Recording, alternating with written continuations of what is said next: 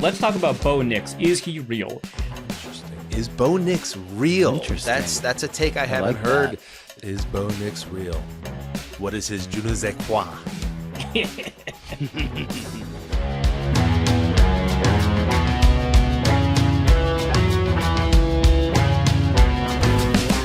Hello, welcome to Heed the Call, an NFL podcast.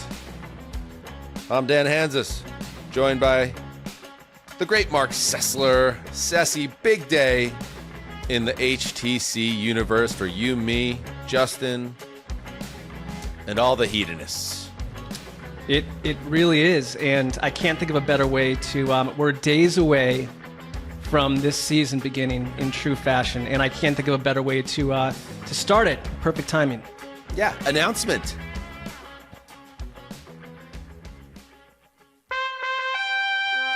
The Heed the Call. Holy shit! The Heed the Call podcast. Wow, Trumpeters. that was intense, Justin. It's a big announcement. Need to bring out all the horns. How about this? I'll read from the press release from our new partner that was released wide today. Am I a little pissed right now that Taylor Swift and Travis Kelce decided to pick this particular Tuesday to blow things up? You know what I'm saying? It's so like them. It's very like them. But on Tuesday, it was announced that Odyssey has partnered with, look at this, veteran sports analysts Dan Hanzus and Marc Sessler to handle sales and distribution for their popular, award-winning Heed the Call NFL podcast, further solidifying Odyssey's position as a leader in sports audio content. Damn right, it solidifies it. Yes, we are. We have a brand new partner in Odyssey. We're very excited. They're the perfect teammate for this show at this moment in time as we begin year 2 of this journey together, Mark. And yeah, that was something that for the audience, with the reason we're starting today's show, and we're going around the AFC in 48 minutes in just a few minutes, but we want to talk about this just because it is a big deal internally. It won't change much about the show itself. We'll explain what might change, but nothing in terms of the content or who we are or how we present the league. But the partnership with Odyssey gives us the type of structure that allows this show to exist now and deep into the future. And we're very excited about it. So I'm proud of you, Mark. I'm proud of Justin, and so grateful for people like Connor Orr and Jordan Rodriguez, Michael Sean Dugar, and James Palmer, all the people that helped us get to this point. Anyway, Heed the Call in Odyssey. That's the big announcement today. How about that? And I would say also, like one thing, I think we've really found what we want this show to be in the last couple months, especially, and they saw that too. So it's been a prize partnership so far. Yeah. Let me look at this. Yeah, yes, Justin. I just wanted to shout out some of our sleuthier listeners and viewers who posted on Twitter, who posted on Reddit. They saw the logo update and they were like, I see what's happening here. They sort of broke the news before we could break the news. But yeah, shout out to you guys for caring that much. We appreciate it. And it's true. You were right. So good job. They got it. And yeah, this has been the product of a lot of meetings and conversations and all the things that it takes to have like an independent podcast kind of free of a place like the NFL where we started. And so we're very excited about the partnership. One thing is that the press release that got sent out, where I just read the first line, Mark, we got our eyes on it. And one of the first things that we were struggling with, like, what are we? Because originally it said journalists. Right. And we worked with Hillary, who does an awesome job on the PR side at Odyssey. And it was like, well, that feels a little, I don't know, disingenuous, or maybe like the actual journalists of the universe might have an issue with that. And then it's like, well, is it veteran personalities, like podcast? No, personalities feels very YouTube-y. It feels like Mr. Beast or something. That didn't feel right. And then I was like, Sassy, what about pundits? I was like,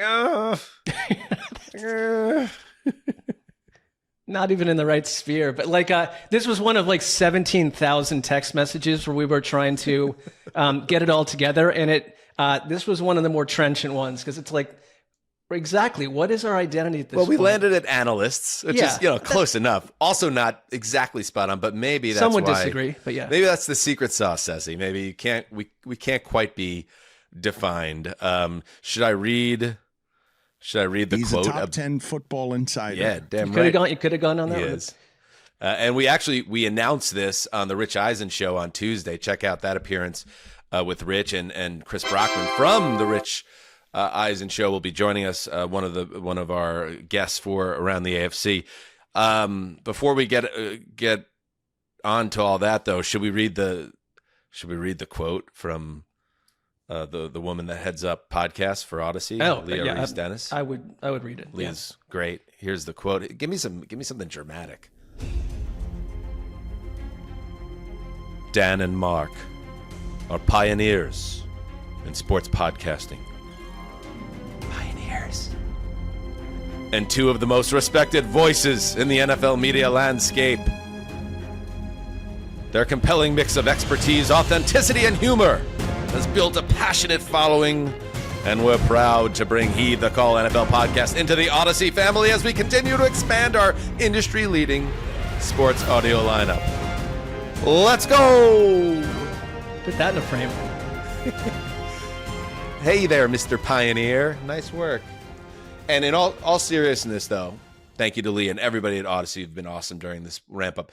But as far as what to expect, because people were wondering, during the interim from our previous partner, Underdog, and now with Odyssey, like, how does this show change? Just know that there's a model. There's a business model. So, like, how we get paid is through primarily through ads, and so you're going to be getting more ads certainly than you've had over the past couple of months during this negotiation process. So just be aware before you come after Mark and Dan about, oh man, there's too many ads or whatever. Like, that's how we put food on the table for Sessler. So if you want Mark to eat, shut up about the ads. It's all part of the game, and we're playing the game, and we're proud to play the game because we don't sign this deal without you, the hedonists. So thank you to everybody, and buckle up because it's going to be a fun year. We love you guys. Even the investigative nature of finding out our name to me is like, it's exactly what you are. It's there's no other listener group like it. So it's been a journey, and keep going with us. All right, enough of that navel gazing. Enough, Ceci. This is the part of the NFL calendar that we love because not only is football getting closer day by day, but we get to do some of our favorite recurring segments ahead of the season. And yes, as I noted, it's time to go around the AFC in exactly 48 minutes. And to do that, we need 4 people. So it's me and Ceci, but it's also our guests, 2 friends of the show. I welcome Chris Brockman from the Rich Eisen show, where we just appeared a day ago, and our friend from Wide Left Football, Arif Hasan. Welcome back, Arif. What's up, boys? Hey. What up? Good to see you guys. Thanks for having me. Ceci, I feel like this is kind of like, because Arif and Brockman have not met before, I feel like we're setting up a blind date, and we can only hope it works out. It's a double date with the 3 of us and Justin, if you look at it. So it's like, who knows what kind of combinations will form. And This is the least awkward way to set this up, for sure. No, this is like football. This is like our version of Love Island. I love football, Love Island. Let's do it. Yeah, absolutely. Absolutely. Yes. Thank you, boys, for joining us. And we love football! We do. Easy on that one, but yes, we do enjoy the football. And but right now we're gonna focus on the American Football Conference. Fascinating. And if you are new to the show, you must know the rules of Around the AFC in exactly 48 minutes. Do the math. 32 divided by 2. 16 teams each. 16 times 3, 48. 3 minutes per team. Let's go. Come on. We each take one team from each of the 4 divisions. And a reminder, if you go over those that allotment, Gravedigger, in addition to being a mega third wheel romantically here, has a dart gun, and he will not hesitate. In fact, he relishes the opportunity to shoot you right in the face with a dart. That So don't go over. That one has zip to it. That's pretty incredible. It's a different sport. So is everyone clear on how this all works? I hope so. Jesus. Yes, sir. Gosh, I just don't want to catch a dart. Like, Yeah, no, that's You got to be I don't care precise. if I'm That's up right to or you. wrong. Yeah, I just don't want the dart. And we also have 3 timeouts in our back pocket. We don't like to take timeouts into the tunnel, but we can't control that either. So with the table set on this special day for Heed the Call, our announcement, our partnership with Odyssey, we are flying high. We are now digging in, starting with the AFC East. Do we have some type of DJ's South Belmar horn? Yes, there it is. Let's get into it, starting with the Buffalo Bills and Marc Sessler. Okay, quiz time. The Buffalo Bills are A, the equivalent of the Michael Jordan Bulls that needed years to fend off the Pistons to finally unearth a dynasty, in this case the Chiefs. B, the slightly fugazi offspring of the 90s Bills dynasty that at least reached the Super Bowl. Come on, guys. Or C, a classic example of man versus self, the conflict device in which they are screaming with potential, yet their own worst enemy. What say you, Mr. Brockman? I have to go see. I said it last year that Josh Allen, if he wants to make the Super Bowl, should ask for a trade out of Buffalo. It just isn't going to happen in the AFC with all the great teams and all the great quarterbacks. I go see. Brockman coming in hot on HTC. Awesome. What makes you think that? I mean, the man is the reigning because MVP. I've watched them play football. I've watched them play. They had the game won, and then 13 seconds happened. Right. They're just not going to do it. I love Josh Allen. Even as a Patriots fan, I love watching him play football. He's so awesome, but he's just, I mean. So you're of the opinion that there is something in the water where always something will go wrong. Yes, absolutely. You want to know why? Because I've seen it go wrong my entire football life. Listen, there's a lot of people in Western New York that don't want to agree with you, but will. Because this is Super Bowl 60, Arif, right? That's coming up. And since they went 4 in a row, they haven't been back, and a lot of bad things have happened, including in those 4 championship games. Where do you come down on this, Arif? I like C, mostly for like narrative reasons. It feels like a richer story to tell. But yeah, no, I mean, what did Mediacom say? The Bills are secretly a dome team? That's tough, right? That's real tough. I don't know that they can get out of their own way if that's the case. Yeah, I don't know. Like the Bills are always kind of like 2 pieces away. Every time they grab a piece, another one slips away. Can't do it. Yeah, I think their new stadium should have been a dome. They screwed that up. Why would they not build a dome stadium? Come on. I mean, listen, we want. I think. I had an issue with even when they did that renovation where they made the loge seats have the red heaters. I thought that was a little soft. I think cold teams should embrace it. Just so you know, in addition to having the reigning MVP, they've won 5 straight AFC East titles. And I think, Mark, I like them a lot. I think that they have a real chance this year. And that's why I took them as an over, I think at 11.5, which is a big number. But I look at the rest of the division, and I think they're going to stack wins and hopefully put themselves in position, if you're a Bills fan, to be hosting the big games at the end of January. Well, they're often in these big games. It's the meltdown in the final minutes of the campaign.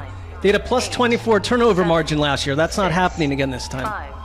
5, 4, 3, negativity over 2, the Buffalo Bills. 1.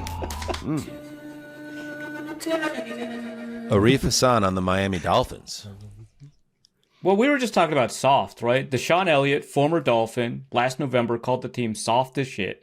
And Grant Stewart, before the Lions-Dolphin joint practices this year, said, I don't know if they're ready, man. I'm going to keep it a stack just because I've played at other places and I played against that team last year and I joint practiced against that team twice when I was in Tampa.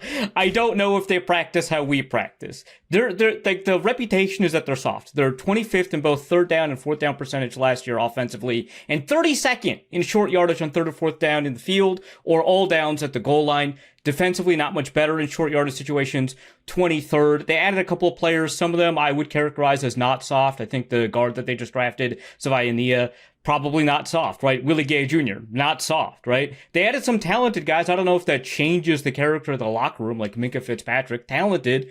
James Daniels has movement. I don't know if you would say that changes the softness or the toughness of the team, but you know, the Dolphins have had all kinds of problems over the years. It's always fun to watch them in the first half of the season. But what happens to soft teams in the second half of the season? They lose. They typically do. And, we've talked about it during the offseason that it does feel like the Dolphins are in a tricky place in their history. You have Mike McDaniel entering year 4. He's 28 and 23 lifetime. There's some concerns, I would say, Chris, that his message might not be resonating in the same way. The Tyreek Hill thing looms as a major distraction. We've talked about that. And to the point of like who's gone, who's left from a team that struggled last year, Teron Armstead, Jalen Ramsey, Javon Holland, Calais Campbell, Jonnu Smith, Raheem Mostert, Durham Smythe, Robert Jones. There's some talent that went out the door here too. I don't feel hot about this Dolphins team. No, they're the ultimate hot seat team with the coach, quarterback, Tyreek Hill, all their star players. Like Mike McDaniel has aged like Obama's before and after when he entered and left the White House. I don't see good things for this team at all. Then again, Tua has never lost to the Patriots, so maybe I don't know what I'm talking about. It's pretty good. I'm concerned when you talk about soft. Like I think areas and position groups of concern are the offensive line, the defensive line in terms of depth, and you've got a bunch of players that you wonder and hope and cross your fingers can stay healthy. That's kind of the opposite of like the Philadelphia Eagles, for instance, as a roadmap. I will say one thing, the Athletic article on Mike McDaniel did bring me some hope. It was a really great read, and it was like he is driven to change things and to improve things. Like he's pretty obsessive. I don't doubt him, but the team around him that they built and being down in this warm weather environment has classically been Achilles' heel. Yeah, I doubt him. We're going to do the hot butts exercise with I doubt. no context needed with James Palmer next week, and he's going to be high up on the list, I think.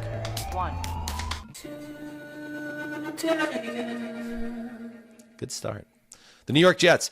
The Jets have entered into their move in silence era under new head coach Aaron Glenn, and thank Christ for that. The temperature and expectations have been turned way down on this team, and I think that should work to their advantage as long as ownership, and this is a big part of it with the Jets, has the stomach for what could be another double-digit loss season. So here's my question. My gut feeling is that Justin Fields will end up being a one-year patch that sends the Jets down the road to a potential top 10 pick and a new quarterback in 2026 and what's supposed to be a really good, potentially really good draft class for quarterbacks. Does anybody here see a different fork in the road where Fields finds some more lasting success than he's had in this latest reboot to his pro career? Sessy? No. I mean, just because I don't see it yet. I need to really see it. And I think that part of the problem is he'd have to, I think, blow them away to not go down the road of like drafting that college quarterback that enhances the coach's career and like you build a team around. They've been waiting for that and failing at it for so long that Justin Fields would need to have an incredible campaign and probably take the Jets to at least a winning record to continue to stick around there as the long-term answer. That's just how I feel today. Well, he's on a really good contract, right? It was just 2 years, $40 million, something like that. It's so 2 for 40, 30 is guaranteed. There is an issue for me is that there's just a ton of talent at the top end and not a ton of talent at the bottom end of the roster. I feel like they're just a team that has no idea what they just traded for Harrison Phillips. I don't know what that does for them. Like, do they think that they're going to, because he's not like going to be around for 5 years. Are they going to win games this year because they traded for him? That's so like, I just don't think that they have an understanding of who they are as a team. I like the moxie of the head coach. They have a lot of great players, around him. Kind of like you said, depth an issue. But you want to know why I know how the Jets are not going to win any games? Because I've seen it for 50 years. I know they're not good. History tells me so. Dan, come on. I mean, you could have said the same thing about the Patriots before Tom Brady and Belichick arrived. At a certain point, things can change. That's that for me. That's where the optimism is, and I've been down this road before, as all fans have of teams that are downtrodden, that maybe this is the leadership that gets them on the right track. Because I've said it on the show, like I don't need them to have a big year or some type of special year where they make a run to the playoffs for the first time in 14 years. That's how long it's been now. But what I do need is to come out of the season feeling like there's an adult in charge and they have a program in place that they can start to build. And you saw it exactly what Aaron Glenn just came out of in Detroit. He's going to have with the Jets, where they're going to come in, they're going to take some lumps, but hopefully start building something as they go toward year 2. Coach of the Year candidate. I'll take the dart. From I your lips to narrowly- God's I ears, narrowly Sessy. avoided the dart Give it to there. me. All right, the New England Patriots with Chris Brockman. Let's do it. You never want to be the guy after the guy, and all the guys with the rings are gone in Foxborough. So bring back the strong jawed guy from yore to lead the way. One toe dipped in the Patriot way. Mike Vrabel takes over, and look, hopes are high, we will admit.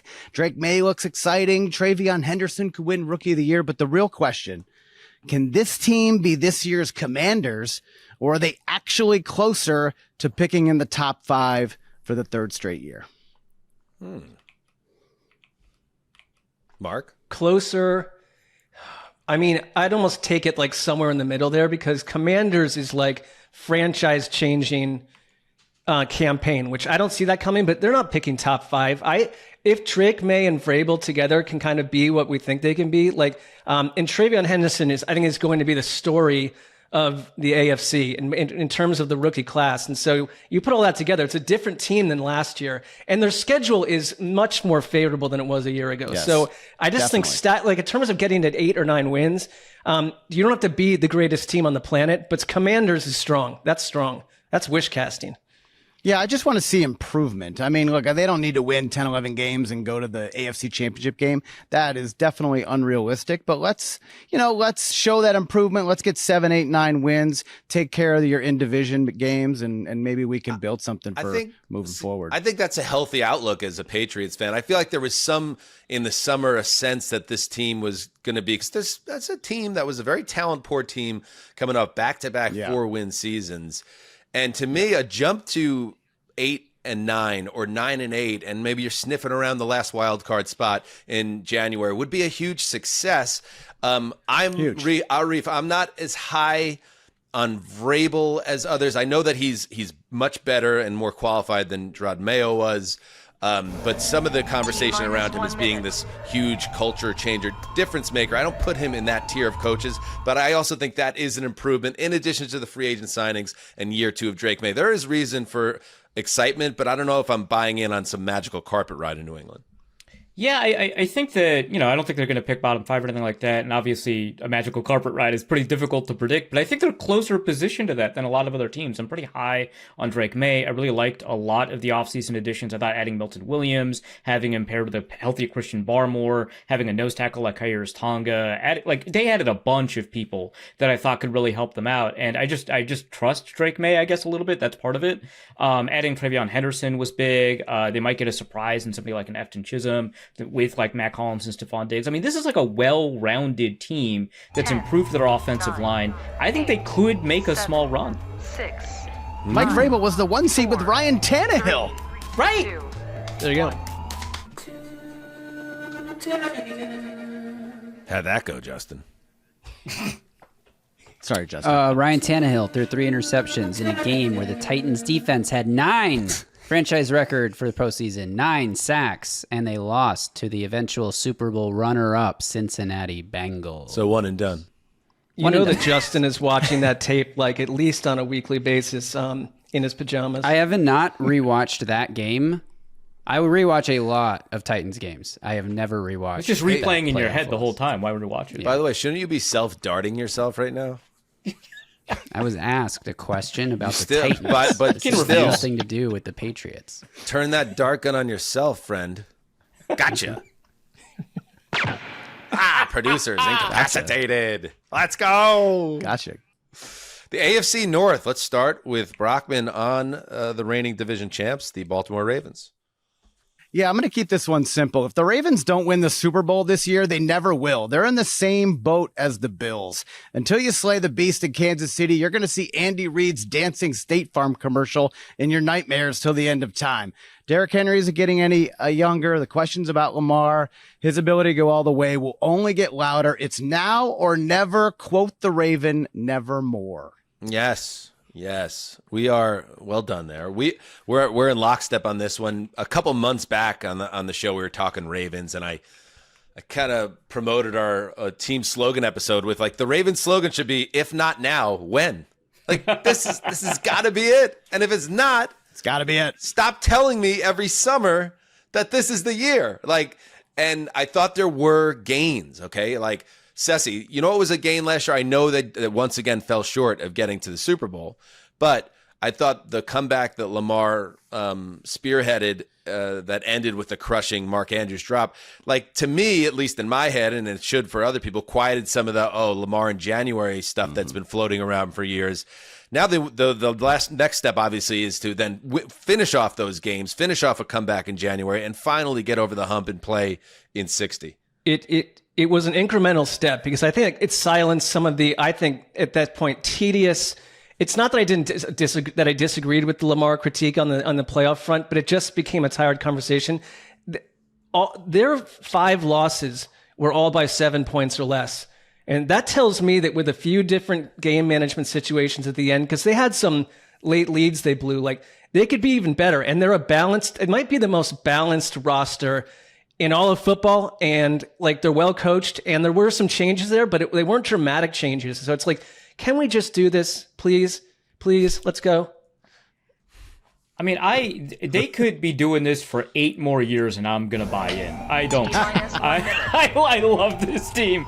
Lamar Jackson, if he can still move, if Harbaugh is still the coach, it's gonna be impossible for me not to see something happen. I mean, he's succeeded before. He's gotten to a couple of Super Bowls, won one of them. Like, I just think that the Ravens are just such a talented team, and I think that, like, yeah, I understand the comparison to the Bills, and like, you know, the Bills, you got to get it done, but the Bills just feel like a much more fragile team. The Ravens have a much better track record of being consistent, and so they're always going to be in the mix. And you know, if you're in the mix often enough, unless you're like a Marvin Lewis Bengals team, you're going to get something done. And so I think I don't know. I'm bought into the mystique and the magic of the Ravens. You can't convince me otherwise. I love that Lamar has kind of silenced the questions about the playoff failures early in his career. What I do want, remember when the Eagles went and got T.O. and he was just absolutely incredible and they almost won the Super Bowl? Can we get a T.O. for Lamar Jackson, please? 3, 2, Maybe next year. Maybe next year. The Pittsburgh Steelers with Marc Sessler. Take it, Brockman. Right to the throat. Oh, they got you in the ear. Tough, violent. Onlookers urged the Steelers to rebuild, but instead they add Jalen Ramsey and Darius Slay and own the league's most expensive defense. They sign A-Rod, trade for DK, and prance about town throwing money around at pretty women and gambling houses like a sea-ship captain. Mike Tomlin does not rebuild. He reloads. Arif, are you buying and smelling what The Rock is selling? Absolutely not. I'm a huge fan of Mike Tomlin, but I do not trust this roster at all. And the thing is, there's players I like. I like Roman Wilson, right? You know, I like, Derek Harmon, unfortunately, been injured. I don't know how long he's going to be out. It might be for the season, right? But I like adding Darius Slay. I like adding Jalen Ramsey. But I just feel like the bones of this roster aren't there anymore. You're not getting your money's worth. TJ Watt, I think, is closer to the back end of his career. Patrick Queen is just not as versatile a linebacker as a lot of people kind of hope. I just don't know. It's such an old roster. I just don't know that they can maintain themselves. Yeah, I'm so out on the Steelers this year. I'm the same. Yeah, go ahead, Dan. No, I was just going to say that I commend them on one hand for like going for it, and they're trying to get out of this cul-de-sac they've parked themselves into, the cul-de-sac of elite mediocrity. But at the same time, I just don't think they pulled the right levers here. And it's not that Aaron Rodgers is not going to play better than the guys that they've had the last couple of years. I think he can play better, given he could stay healthy. I think that's something that people have really slept on about 42-year-old Aaron Rodgers playing in the AFC North for 17 games and staying on the field. But I don't think he's a difference maker at the position. And then that now is a separate conversation. How does he handle the Arthur Smith relationship and not having everything handed to him like the Jets did? And of course, that was a failure as well. I just think there's a lot of things that could go wrong, including, by the way, Rodgers and DK Metcalf, who are a pairing that are supposed to be explosive together. And at the same time, you look back to Garrett Wilson, for instance, who could not wait to stop playing with Aaron Rodgers. I'm curious if DK, if he doesn't get the ball enough, if that becomes a distraction. In every one of these, for Alan Lazard yet? Yeah, that's what I was going to say. There's no Randall Right. Cobb. There's no Alan Lazards, which I think is a positive. Yes. I mean, DK is going to get fed the ball. Can they run the ball? How's the offensive line? The defense should be okay, but are they going to score 18 points a game to win these close games? I don't see it. I do think they have a nasty defense, but I mean, every one of these AFC North teams have a bloodbath schedule, and I just wonder how long the physical body of Aaron Rodgers, who has slowed, lasts against Myles Garrett and everyone else they have to deal with in the NFC North. 6, 5, The Jets 4, Steelers week 1, I don't 3, need that. 2, That was a little on the nose. You know I'm a degenerate. The Cincinnati Bengals.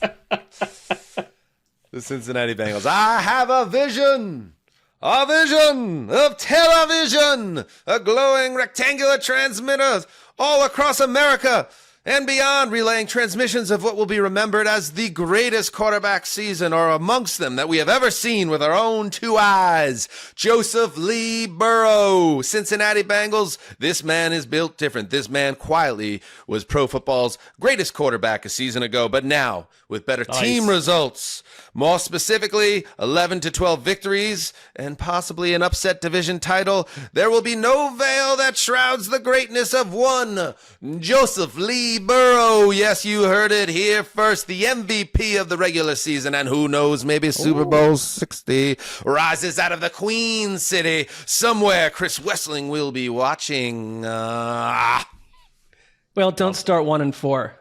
That would be the opening salvo to the whole argument. Is that really his middle name? Is his middle name really Is it Lee? Lee? I mean, Wikipedia has never been incorrect, so I'm assuming that it is. That's a good point. No, that's a good point. I honestly, the 1 and 4 thing, sure. And you want to talk about things beaten to death. I get it. Like, you got to get out of the gates faster. I think they will. I think people slept on how brilliant Burrow was last year. And I get That's it fair. because everything was about 0-3 and then the climb just to get back into it. The fact that he took that team with that defense to a winning record and they were alive in the playoff race in week 18 is a testament to what he did. And I think he's just one of those guys, Chris. I think he's one of those special ones. I think he's in the tier, above the tier, above the tier. And I think everybody knows that Burrow is great, but I think he has a chance to be one of the greatest. And this season, I just have a feeling, just a feeling. I honestly think he's the best quarterback in the league. I mean, we can talk about Allen and Lamar and Mahomes. Yeah, they're all great. I think I'd rather go to war with Joe Burrow. Did you guys watch Quarterback? He's also the coolest guy ever. I mean, He is. There's no question about that. No question. I thought, look, but my thing about the Bengals is what has changed from last year? Absolutely nothing. They've ran back the exact same team. So how are they going to be different than 9-8? Yeah, I can buy an argument that Joe Burrow was the most valuable or the best quarterback last year. I can buy into that argument. That's fine. But then I'd also have to figure out, well, okay, if this year is different, what else is different? And I think Chris is right.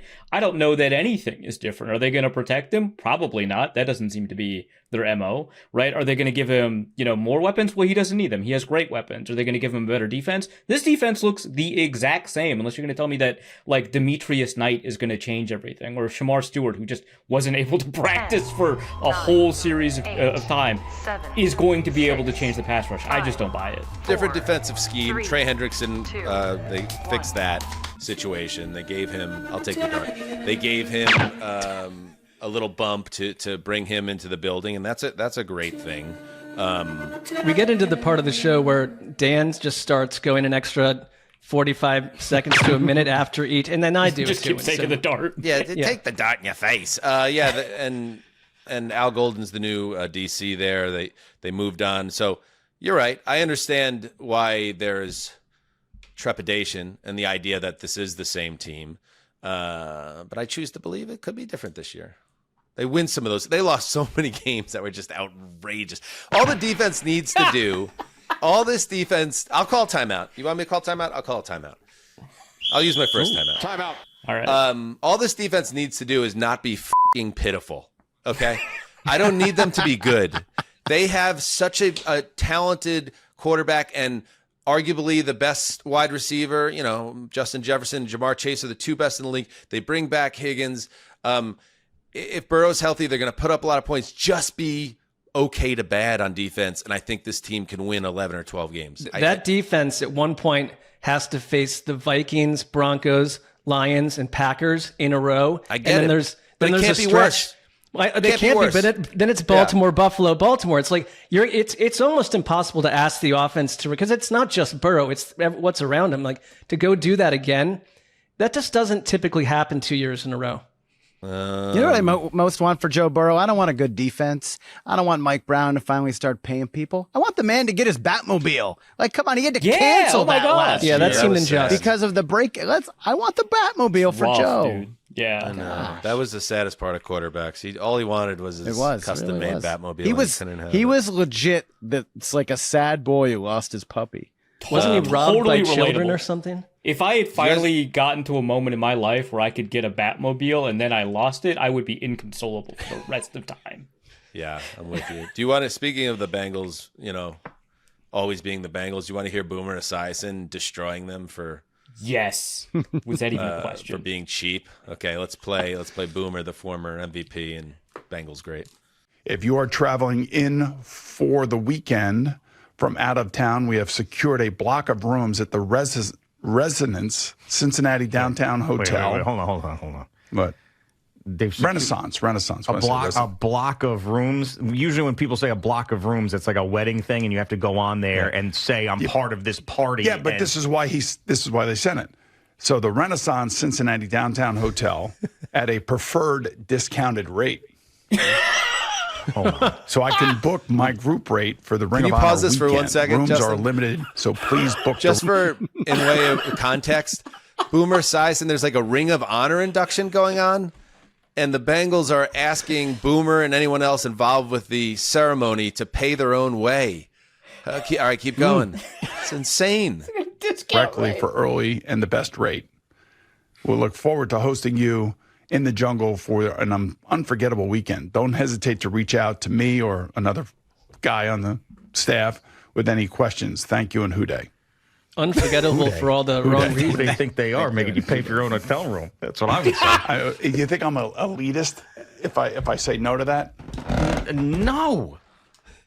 How is he not already in the Ring of Honor? I don't even know. Is it Boomer that's going in, Justin, or what's going on? Boomer is in the ring. They are inducting a couple of new people, and they're inviting the rest Boomer, of yeah. the ring Who's like- to come out for the ceremony. And part of this conversation that I didn't include because it was pretty long was that, like, we'd understand if it was just past Bengals that needed to pay for their own hotel room, but guys who are already in the ring coming to welcome new members, no, you got to get your own room. Sorry. Boomer's, he was a millionaire as a football player, and now he's the #1 radio guy and sports talk in New York City. So it's like he's doing all right, but still, you don't. The gesture is Bengals. important, I think. Especially, it's the Renaissance. Like, I don't want to be a hotel elitist, but, like, Go ahead. that's not the most expensive hotel in the world, right? Like, you can just book that out. Block of hotel rooms. Wow. Yeah. Give me my bond vote all right. points. We have, all right, time in. The Cleveland Browns with Arif. Sure, do I need to do this? Okay, so it's like the scene in the Babadook, right? Why can't you just be normal? What is there to say? Right? So they need a solution at quarterback. They grabbed the decrepit corpse of Joe Flacco, the warmed over remains of Kenny Pickett, now gone, RIP, and drafted 2 mid to late round quarterbacks, right? One of whom is a national spotlight, not unlike Tim Tebow. And then the guy drafted in the 5th round played like a 5th rounder, and everyone is mad. I feel like any other franchise could handle that level of scrutiny, but maybe not the one that keeps finding themselves signing guys who make you think that they're one of the most incompetent cartoon villains you've ever seen, whose only motivation is to make you hate them. I like the rest of this, or a lot of the rest of this roster. I liked adding Mason Graham, Carson Schweschinger. Especially knowing you wouldn't get JOK back. I like that secondary a whole hell of a lot. And maybe they could have done more at receiver. But this is a workable team if it wasn't just for the Brownsness of it all. That's it. That's my take. Yeah. That was kind of the point I made around draft Good time, take. and Sessy, looked at me a certain way, but I didn't mean it to get you fired up. It was just like, there are teams that I might trust with the Shedeur situation. The Browns aren't one of them. And they did, this is the other thing that kind of annoyed me about the Kenny Pickett trade. He gets traded. They sign him or trade for him, and they give up a 5th-round pick. Then they keep him for like 3 months or something. Who does this? Who's talking in this building to each other? And then they turn around and trade him to the Raiders because they needed a quarterback.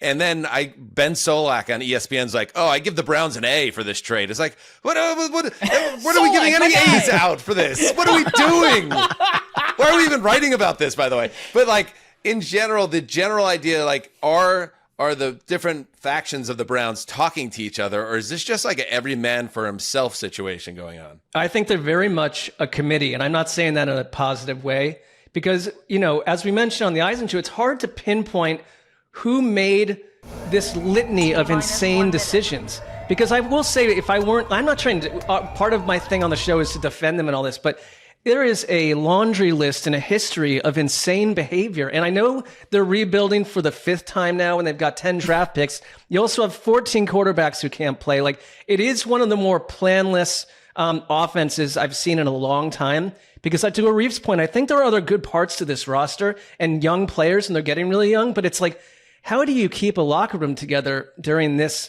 shitstorm of a plan? I don't know. It's getting me now, and I start to get annoyed. Yeah, we were wondering on our show, does Pickett get to put his name on that quarterback jersey with everyone else? Because he didn't actually take a snap. Avoid that. Yeah, I mean, listen, at the end of the day, they landed kind of where they need to land. They have all the draft picks. You're going to want to see Gabriel and Sanders. Let's keep Flacco the progress stopper to a minimum of 4 starts. Come on. Maximum, I should say. I'll take the dart. Listen, I misspoke. I'll take the dart. There's no reason for 40-year-old Joe Flacco to be getting extended playing time with where the Browns are organizationally. It's obvious. Dylan Gabriel is the number 2, by the way, on the official depth chart, behind Flacco with Shador 3rd. All right, let's take a break. Hey, that we have a rule there, Justin, when we're coming out of a division, heading toward a break, no darts. And yet you can't take the darts out of my jugular. You can't undo it. So how about we get a little less trigger happy? Malfeasance. No promises on the less trigger happy thing. Give me a break. Did you guys see Weapons? I haven't. I must. I will. Oh. Okay. There's a bit of a ponderous moment in the film that involves like a floating, spoiler alert, not really, AK-47 above a house. And I just picture that just floating above Justin's palatial Dallas rental home. Guy's just gun crazy now. Sounds about right, yeah. So I spent my time watching like K-pop Demon Hunters. I didn't get to get out the Weapons. Oh man, I just started watching that. Did you, Brockman? It is. Oh, well, you have a kid my now. son That's is right. That's right. He's 5.5, and Yeah. so he has friends, and he's trying to stay cool. So yeah, There's he's a gotta weird watch it. K-pop Demon Hunters thing going on. So I have a son who just turned 11, entering 5th grade, just started 5th grade, and him and all his friends know all the songs and all the words, and I'm like, they're bangers. and they are bangers. There's hooks to them. There's hooks for days, but like they're not real.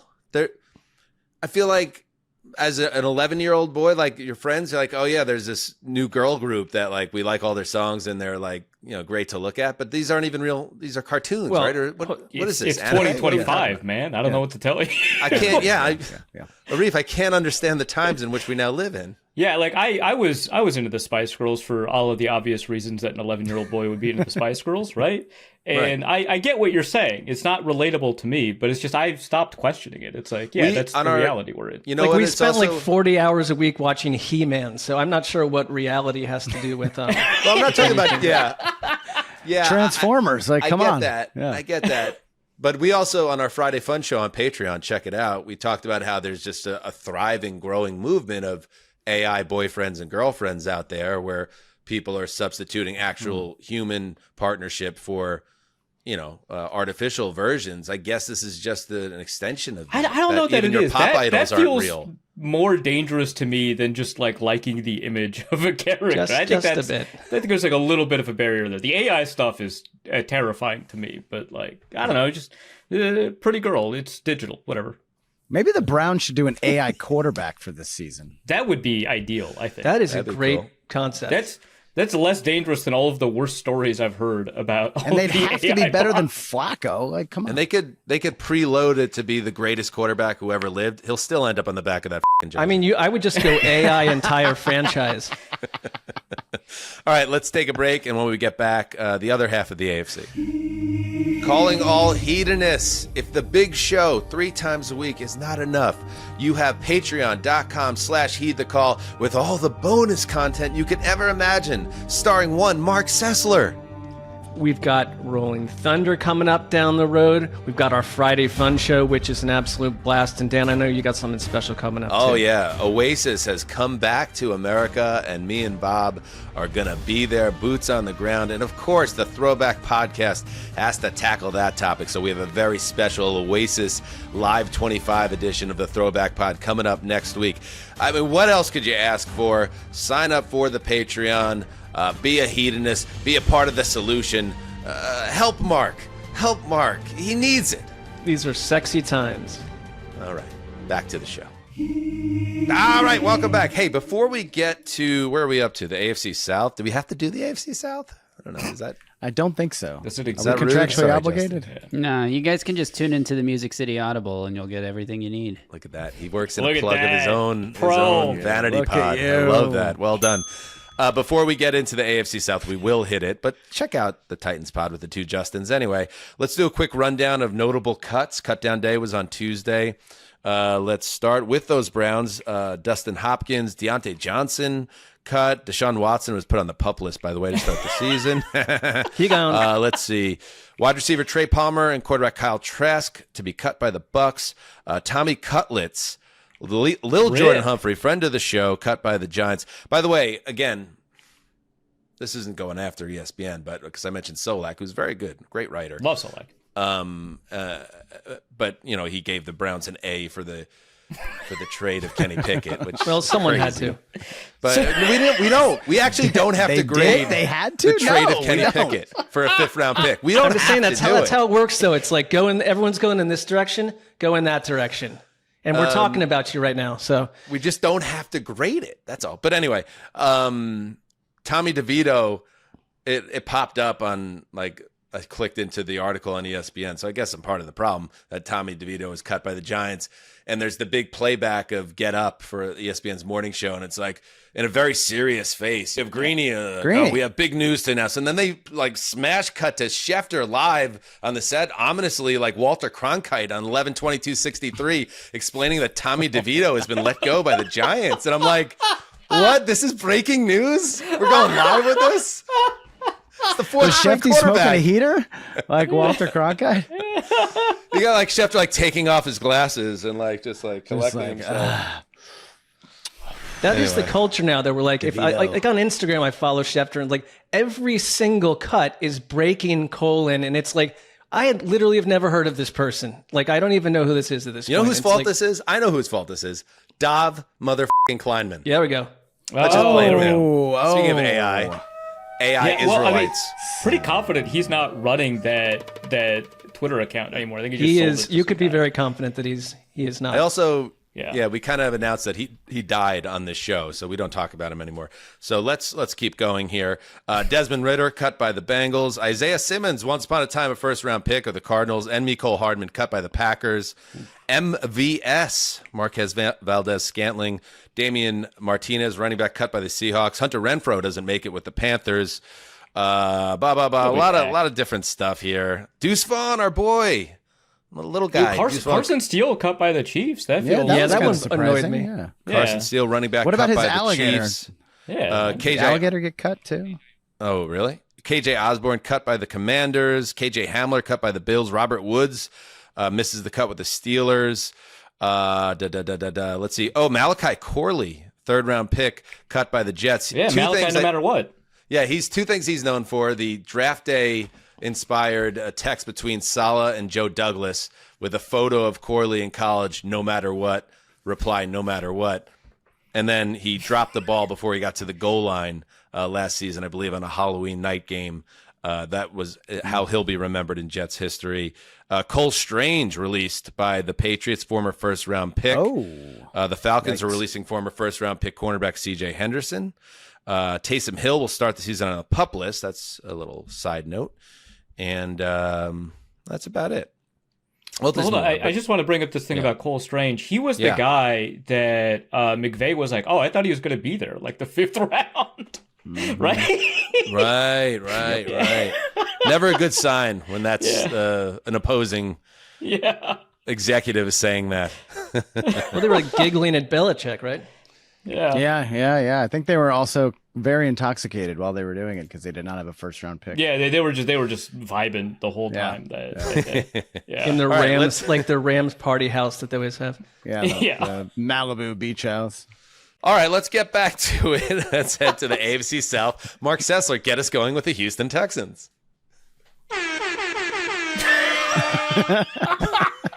Mark needed it. I needed it. He's got the horn. Go. Overhaul the offensive line with 5+ new big bodies. Check. Find a new play caller for C.J. Stroud. Check. Keep padding a saucy young defense. Check. Stare at a division that largely smells of death. Check. Wax the Bolts in the playoffs. Excuse me, and barely lose to the Kansas City Chiefs. Check. Be vaguely ignored all season, off season. Why? I could have read that better, but I feel like they kind of accomplished a lot here, and they have been roundly ignored and not part of the conversation. And they've won playoff games 2 years in a row, and destroyed the Chargers a year ago and almost tied the Chiefs in the playoffs. You know what? I think even though it wasn't your intention, a little bit of the halting delivery there is that was a disastrous read. Yeah, there's just something about them that doesn't excite me.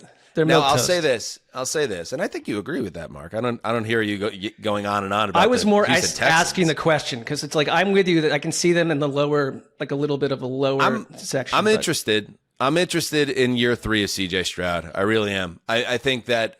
It's easy to forget, but he was Jaden Daniels entering last season, and then it wasn't really his fault, obviously, because the offensive line was a disaster and the wide receiver room got decimated. But he played a role in it too. He took a step back.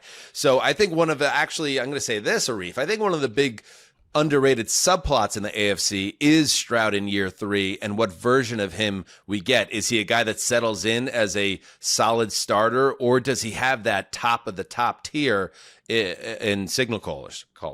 I think that's fair. I do want to say that the beginning of the AFC South segment is exactly how awkward I expected a blind 2.5 date to go.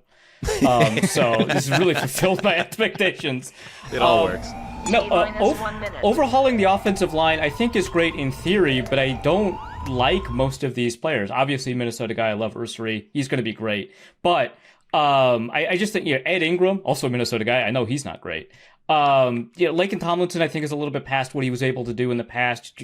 Jake Andrews or Jarrett, I don't know who's going to be the center. I don't love that. I don't know that just changing the offensive line is enough, and that's my concern. But I love the receiving group, obviously, and they were able to add to it. I think Nico Collins might be the most underrated receiver in the NFL right now. And that defense is great. Will Anderson, Daniil Hunter, holy crap. I think that they're going to be really good. They kept Stingley, obviously. They're going to keep him around for a long time. I still want to add a little bit more to that secondary, but I think that there's a lot to work with. But that offensive line really worries me. Totally agree, kind of across the board. This team is as good as Stroud is. Can he be a top 10 player? I think so, but Joe Mixon, what are they going to do in the run game? That kind of worries me the most.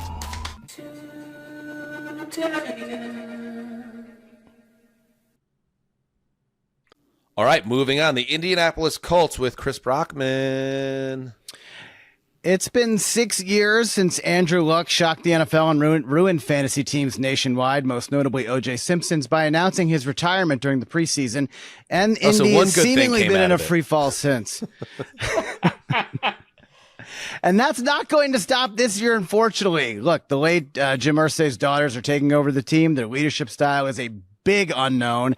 And so it seems curious that Shane Steichen and Chris Ballard would leave their football fates in the hands of Daniel Jones and possibly Anthony Richardson. How do they have any positivity for this year, or should they quietly tank for one of the top quarterbacks we expect to be available next April in Pittsburgh? Quietly tanking. It is an interesting situation there, because I thought it was notable that Shane Steichen was so strong about we're going to open he didn't say we're going to open the season with Daniel Jones and see how it goes. It was like, no, Daniel Jones is our starter, and we intend for him to be the starter for the whole season. It was a full-on washing of their hands of Anthony Richardson, which is really a distraction, obviously, in addition to being a huge organizational setback. And it just makes me wonder, I think you're spot on. Like, this is a team that revitalized itself twice in the Irsay era, in the final 25 years of the Irsay era, with big-time quarterback draft picks. Would they secretly like to go 3-14? They'll never say it out loud, but probably would be the best chance long-term for the organization. The problem there is I don't think Steichen and his coaching staff survive if they get the number 1 pick. And you know what I mean? It's like you got it. You're at odds with what you want. I mean, I know that Chris Ballard is pretty unkillable through multiple regime changes and all these densely. He can't be the one that picks that quarterback, by the way, if this season goes that would be disastrous down the toilet. Yeah. That's I'm just saying, like, maybe he's a victor in the power vacuum there after Irsay's passing. T-1 minute. Yeah, I mean, I do like you noting that there's going to be a change in ownership because we don't know the leadership style. I do know that one of Irsay's daughters has like always had like the radio. She's been on the sidelines a lot, and that's been portrayed as a positive because she's like, educated and knowledgeable and kind of understands what's going on, knows more about football than most people do, even people inside football organizations. But there's a flip side to that, which is maybe she intervenes a lot, and maybe that's not a good thing. So it is really kind of concerning. But I'm just kind of confused about like who the good players on the team are, especially if, Quentin Nelson's not playing up to the level that he did 2-3 years ago. Do they have a player who's top 5 at his position at any of these positions except, maybe the rookie Tyler Warren? I don't know. This is one of the worst teams I think we've seen in a long time. Like, maybe not as bad as that, Jaguars team that won 2 games, or, the Bills team that was an 18-point underdog, but this is an awful team. 4, 3. You dare, Brockman? 1. Smart. Guy knows how to stay alive. They had a Manning once. I'm just saying. You know what I mean? I'm just saying. Was that worth a dart? Was it worth it? Kind of. What is the I'm pushing this. I don't think it's going to get some people are saying March for Arch, right? He's staying, isn't he? Yeah, well, that's what they say. As of today. We don't believe that. Right. Not if he wins the Heisman Trophy and the national championship. I'm partial to, I'm trying to get this off the ground, PU for nephew. Oh, I like that. That's good. We got to get that one going. That's way better than March for Arch. All right, up next. Yes. If Arch wins the Heisman and Texas wins the national championship, Brockman, then Connor will be very mad at me because I will win some money. Ayo. Justin has a burgeoning gambling I'm problem pulling for you, those Justin. that aren't familiar. That was a critical update. Thank you. Fellow. Great addition to the fellow ongoing degenerate, storyline. I'm rooting for you. All right, the Jacksonville Jaguars with Arif Hasan. Cool. Yeah. Are the excuses for Trevor Lawrence excuses, or are they reasons? We know he has arm talent and accuracy. We know he has athleticism. It's legitimately the case that Urban Meyer didn't know what he was doing, and the problems with Doug Peterson and Press Taylor, the ones that he had with Carson Wentz, were more than just interpersonal. Press Taylor doesn't know how to run an offense. So at what point are we listing off all the reasons he's doomed to fail and start listing reasons that we know he'll succeed? It's kind of hard, right? We know quarterbacks can eventually succeed after failing for years. We just saw it with Geno Smith and Sam Darnold. We have a bunch of examples. Alex Smith, Ryan Tannehill, Drew Brees, Phil Simms, Terry Bradshaw, Randall Cunningham. Tons of examples. I could go all the way down the list. And the Jaguars have been really injury-ridden, bereft of talent. When they've had a team that was about as close to league average in terms of talent and health as you could be, with Trevor at the helm, he was a top 10 quarterback in multiple statistics, adjusting net yards per attempt, EPA per play, whatever, right? So maybe there's something there, or maybe I'm just searching, but I just remember that this was a team that featured Laquan Treadwell. They made bad picks in Laviska Shenault. They surrounded him with a bunch of wide receiver threes like Gabe Davis, Christian Kirk, Zay Jones, kinda Calvin Ridley. But now they've got Brian Thomas Jr. and De'Ami Brown, and they added Travis Hunter, and it feels like we should see something this year. But this has to be the referendum year, right? Has to be, right? And that Brian Thomas Jr. was a major hit at 24 overall, or in the first round last year in 24, and now you have in Travis Hunter. The way when we've had our fun with James Gladstone, the boy GM, on this podcast, but the way he talked him up makes me think that they believe that he is the player. It's not just going to unlock this like fascinating, exciting two-way Ohtani-like talent.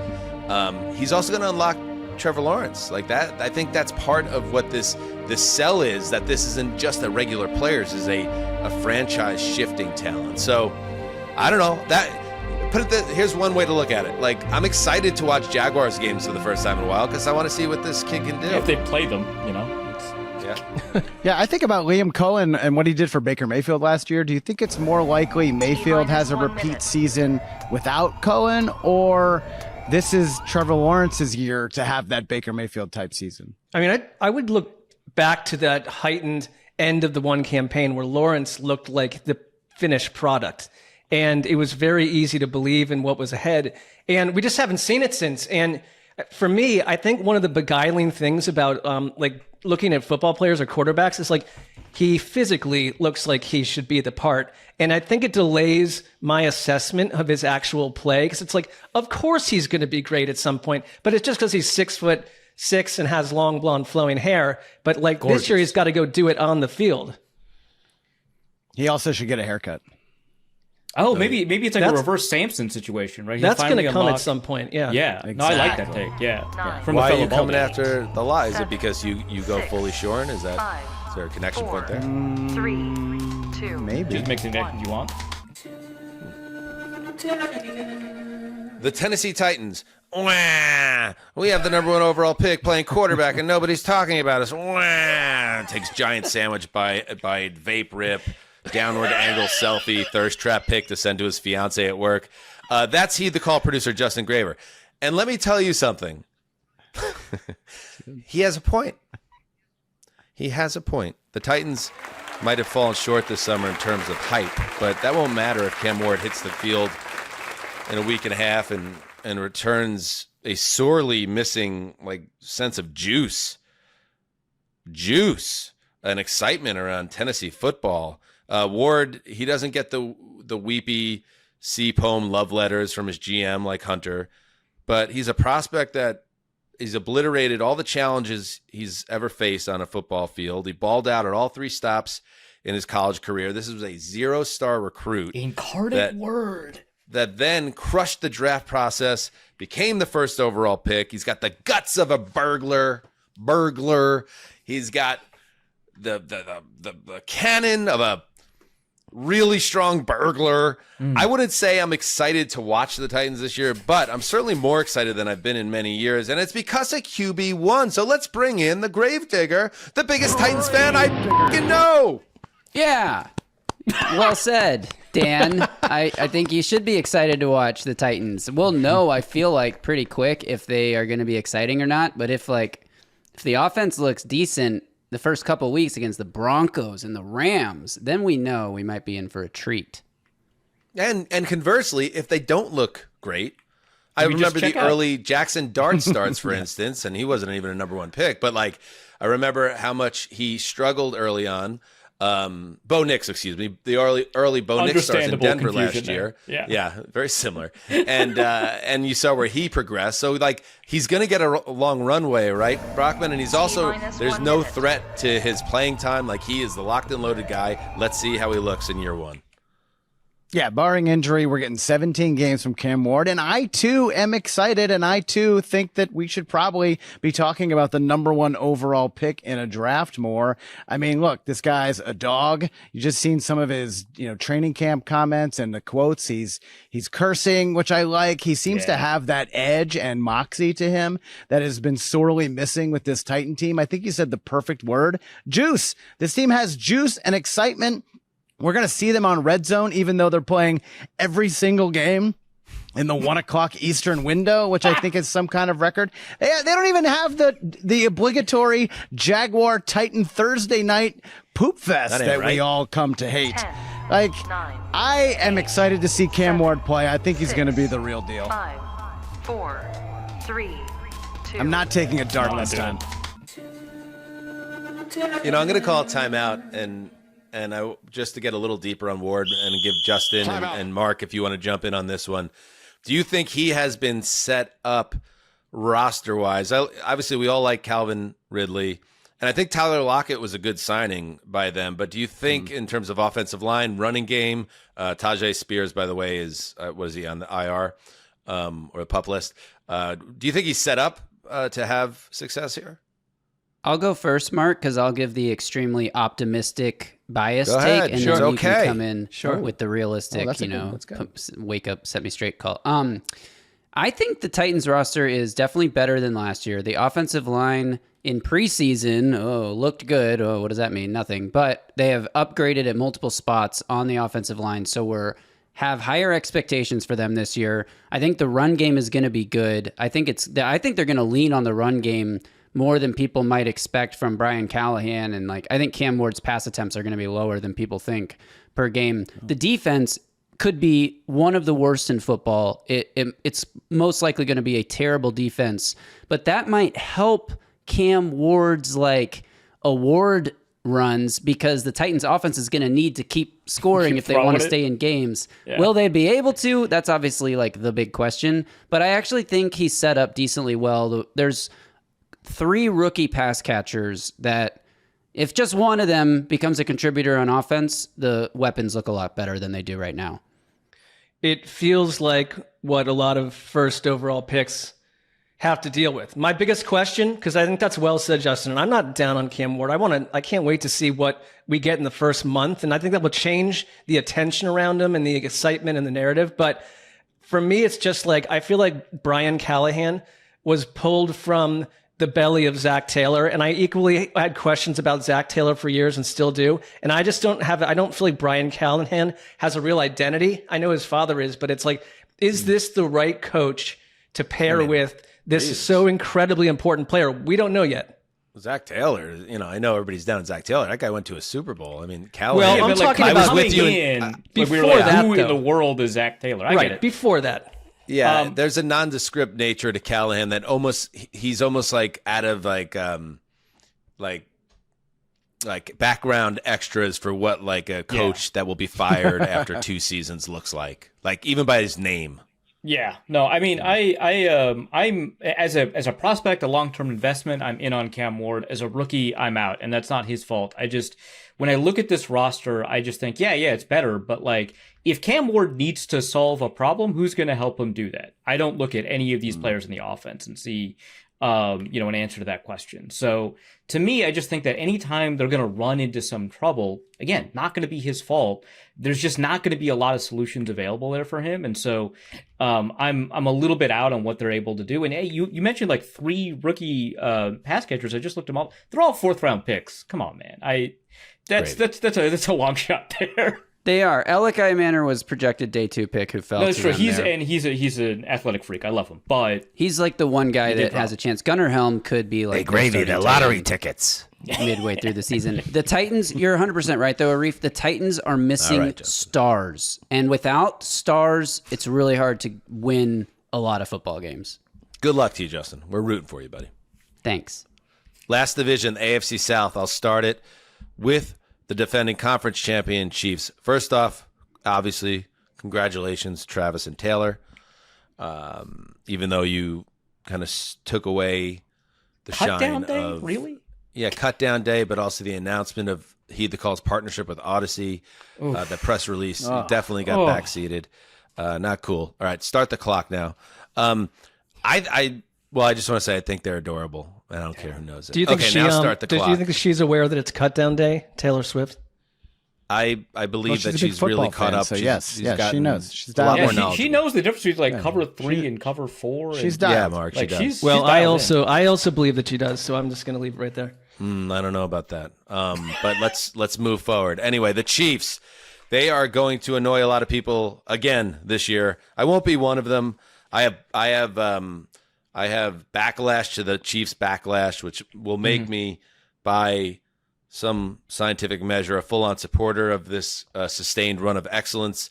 And I believe they should be seen as a very credible threat to become the second team, I believe, ever to appear in 4 straight Super Bowls. So I think we've heard a lot of good things about the rookie offensive lineman, the left tackle, Simmons. So I buy into that. People we trust have been singing the praises there. So I think if the left tackle is solved, that's going to be a big help, even with Tooney gone.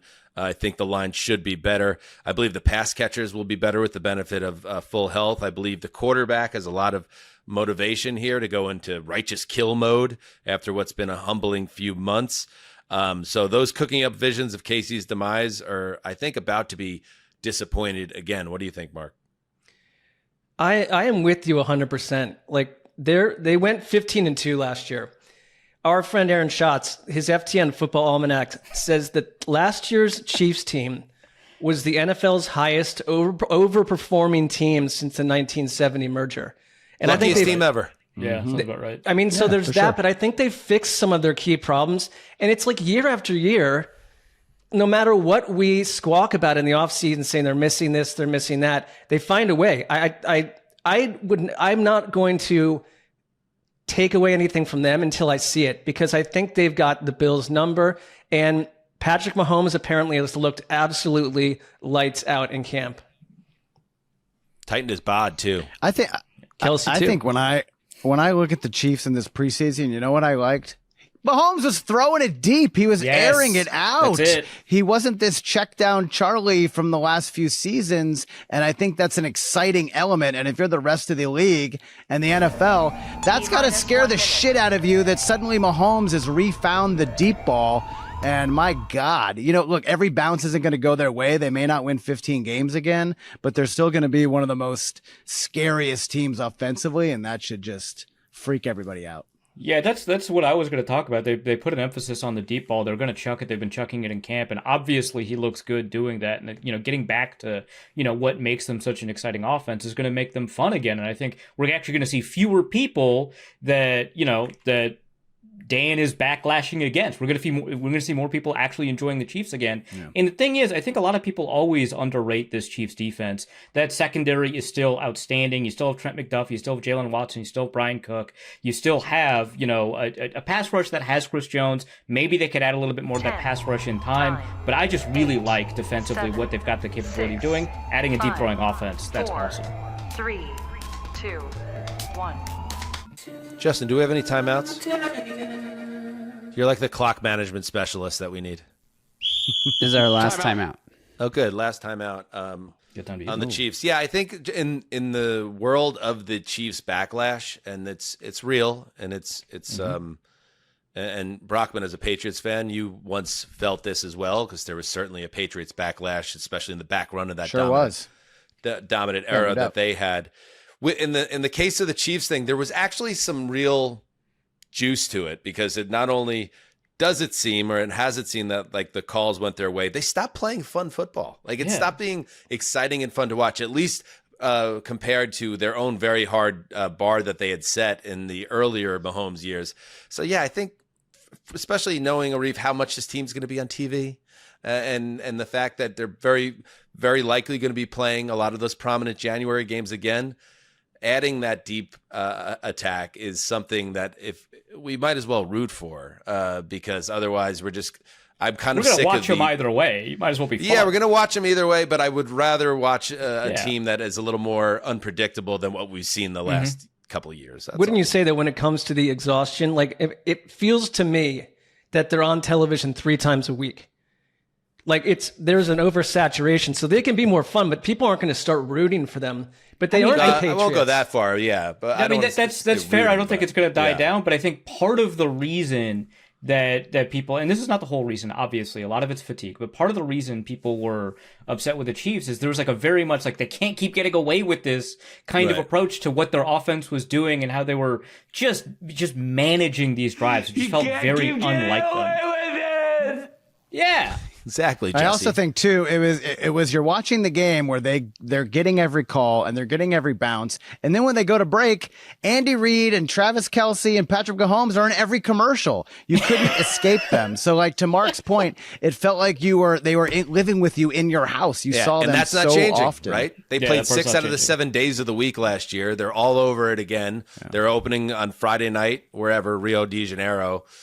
Is that where it is? I don't know, but like it's happening again. So give us some exciting football. Yeah. Bring back the I Mad actually do Bomber. think though, when the Chiefs dynasty is over, and it will be over at some point, we're going to miss them, just like we missed the Patriots. And if you go back to other sports, we're going to miss LeBron James. Chris, only you missed the Patriots. Certainly does. We're going to have to shut you down there. Because dynasties are good for sports and good for leagues. You need someone to hate. That you is a point I agree with. That part collectively is true. every other 31 team to hate, and we all hate the Chiefs. I'm not going to cop to missing the Patriots, but I do think that argument is correct. Yes. Thank Right you. church. I miss wrong Tom Brady pew. every day. The Please Chargers come back and play for us, Tom. with Sessy. Time in. We've got this world where we've spent this program talking about a string of dominant AFC teams, and beyond the Chiefs. To me, it feels like the Bengals, Ravens, and Chiefs are also playing each other on a weekly basis in an island game spot. And it's good. And that's great for the AFC to have that. I remember back in the 80s when they didn't win a Super Bowl for like 14 years. When it comes to the Chargers, because I think they've been talked about as having this vision under Harbaugh, and they're going to go and destroy people physically. They just lost Rashawn Slater, which I think is a massive loss. You have to move Joe Alt over to left tackle. That immediately changes the physicality and what you can be. But we had Jordan Rodriguez go to camp and say that they are a massive size team and they are powerful. Do you think that they're built correctly? So in this year or two under Harbaugh, to toy with the Chiefs, Bills, and Ravens, or are they just sort of a secondary trinket that we're waiting to at some point evolve? Dan. No, I'm with you. I think if you are going to contend, and I think that which is the best division in football, to me, you're going to need to have a real personality. You're going to have a way to play, and to be the big, strong bully that can run the ball down your throat, to have a quarterback who can make plays and potentially be special in his own right, and then a defense that was the number one scoring defense in football last year. They have the pieces, and they have in many matchups during the season, they're going to have the advantage on the coaching staff. As Matt Money Smith told us, now it's not just John Harbaugh. This is top to bottom one of the better coaching staffs in football. It's hard for me to poke holes in this team and not see them as one of the playoff teams in the AFC, if not the division winner. I think for me, I take a look at this team and I think like, oh man, can they overcome the Broncos and the Chiefs? And I just think, typically we take a look at these coaching staffs and changes in teams and we think like by year 2, we'll have a good understanding of who they are. I look at this roster and I feel like, yeah, I love those changes that they made at the offensive line. I like Ladd McConkey, but honestly, I feel like they're still a year away from us seeing their full potential. I think they need to add a couple more pieces before we can really consider them serious contenders. And I'm a huge Justin Herbert guy. I think that he is like right there on the cusp of being a top 5 quarterback. I think he's an outstanding player if he can just kind of get out of his own head and unleash what he was able to unleash as a rookie and be an aggressive player. I think he's awesome. But I don't see them getting that close with this roster, especially the one that they have on defense, without just 1 or 2 more key additions, which is not going to happen until we get another offseason. Justin Herbert is one of the quarterbacks under the most pressure this season, and I wonder if he lays in bed at night combing his beautiful hair thinking about what if we drafted Malik Neighbors instead. 10, 9. Yeah, 8, that would be the missing 7, guy. And the Mike Williams 6, retirement was 5, annoying. Maybe 4, Keenan Allen has some gas in the 3, tank, but he's not Malik 2, Neighbors. 1. No. All right, the Denver Broncos, the much buzzed about Denver Broncos with Arif. All right, I'm not going to talk about the defense. The defense is great. It looks like it got better. Let's talk about Bo Nix. Is he real? So everyone talked about how great his season was last year. I understand it, but I think what was lost is how different the front half and back half of Bo Nix's season was. On the whole, great. He finished 18th in adjusted net yards per attempt, 19th in PFF grade, 19th in EPA per play. That's pretty good for a rookie, and honestly, I think those numbers actually surprised people as low because of the discourse surrounding him. But in the second half of the season, he ranked 11th and 13th in those metrics, so he seemingly got better. But the reason is because the first half of the season, he was passing deeper, taking more chances, throwing more aggressively. They were 16th in the league in percentage of passing yards coming after the catch. It wasn't working. His turnover-worthy play rate was low, but his big-time throw rate was also very low. He was averaging 5.9 yards per play. That's not workable, so they changed it. They gave him less to do. In the second half of the season, Denver ranked number 1 in yak percentage, and Knicks dropped from 7th in depth of target, number 7, all the way to 31st. So can an offense work when it's 26% screens, number 1 in the NFL? Because it wasn't working when it was at 18%, which was around the NFL average. And I think at some point, offenses like this get figured out, and Bo Nix needs to be like a real quarterback in order for this all to come together. Interesting. Is Bo Nix real? Interesting. That's a take I haven't like heard that. as much. I guess my answer to that is yes. I certainly saw enough from a rookie quarterback. I mean, what that huge throw he made in January, where it's just like eye-opening. That was great. Yeah. That his physical skills and his tools, and he's one of those lucky guys, one of those lucky young quarterbacks that has a really gifted coach / play caller and Sean Payton, who maybe knew exactly how much to punch the accelerator in year one. And I'm just going to give them a little benefit of the doubt that there's going to be more wrinkles put into this offense in year two as the trust and bond develops and the experience continues to build with Nix. I just think it's arrow up for that quarterback. But it's interesting. You bring up something that I wasn't aware how they shifted that to protect him. I think what I like about Bo Nix too, he's charismatic, magnetic. He's got moxie. I think he's really tough. He looks like maybe the quarterback you'd hate in one of those teen movies. I like bad guy. Yeah. But there's something about him, and I can't really put my thumb exactly on it. But look, I was thinking about them as a possible division winner and maybe Super Bowl contender over the summer before the bandwagon filled up on that. So I still kind of really like them, and I think they're going to push the Chiefs in this division. I just think when it comes back to young quarterbacks paired with a coach, with a team with a great defense and a number of weapons on offense, like I like his prospects for year two. They were 1-6 in 1-score games last season. I think that's a mark that says they're going to win more games. 11 games, no problem with that. 6. Is Bo Nix real? 4. What is his je ne sais quoi? 1. Brockman, close us out with the Las Vegas Raiders. Guys, America's youngest teenager, Pete Carroll, is back. The oldest teenager. He's the Dick Clark of the NFL, and we are better for it. Las Vegas bandstand should be a scene this entire season. They made the giant draft splash with Ashton Genty, hoping he's their version of Marshawn Lynch. Yeah, Geno Smith is there. Amari Cooper's back. Max Crosby, too, still anchoring that defense. I'm wondering how much Tom Brady is really pulling the strings behind the scenes. But my question for the Raiders is this. What needs to happen around them to not finish fourth in the AFC West? I would say that the Chip Kelly offense, which flamed out of the NFL and has gone through changes, and I get all that, and the parts are different, but the Chip Kelly offense needs to work. It needs to work with Geno Smith. It needs to work with Ashton Genty. This has been one of the most dull football watches for a long time. If Tom Brady did anything, he kind of helped change the energy. Pete Carroll does that. But your offensive coordinator and how you deal with this offense, because they were one of the worst running teams around. They were a mess last year. It's like, make it sing, and you got something here.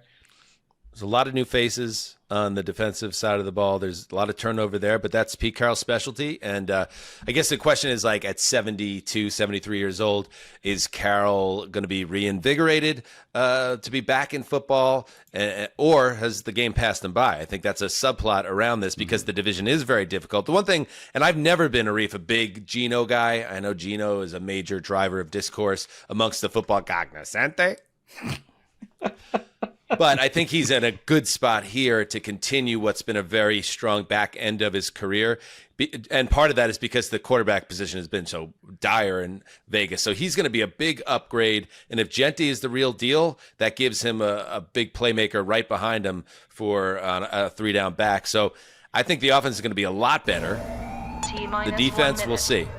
In the division, it's a tough spot. It's tough to pick him anywhere other than fourth.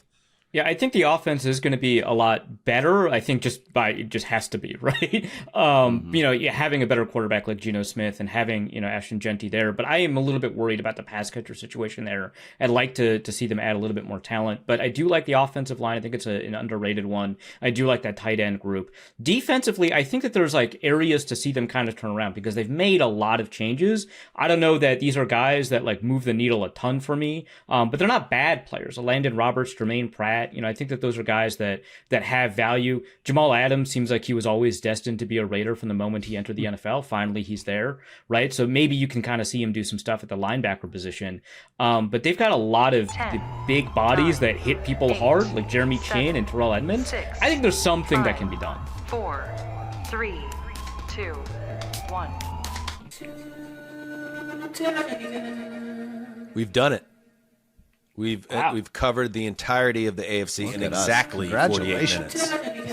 Well, not don't look that maybe up. Maybe more than 48 minutes. But we did it. We did it. And that's all I could say. We did it.